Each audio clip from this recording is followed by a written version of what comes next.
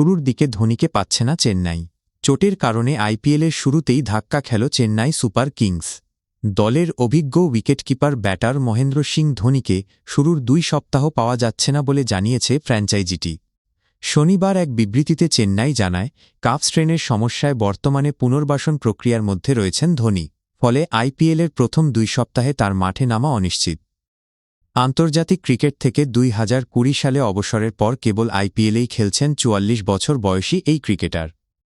2024 সালে অধিনায়কত্ব ছাড়ার আগে তার নেতৃত্বেই 5টি শিরোপা জিতেছে চেন্নাই। গত মৌসুমে দলের হয়ে সবকটি 14 ম্যাচ খেললেও ব্যাট হাতে খুব একটা ছাপ রাখতে পারেননি ধোনি। মোট 196 রান করে টেবিলের তলানিতে থাকা চেন্নাইয়ের হতাশাজনক মৌসুমের সাক্ষী থেকেছেন। 2023 সালে সর্বশেষ শিরোপা জেতা চেন্নাই এবারের আসরে রাজস্থান রয়্যালসের বিপক্ষে নিজেদের প্রথম ম্যাচ খেলবে সোমবার গুয়াহাটিতে।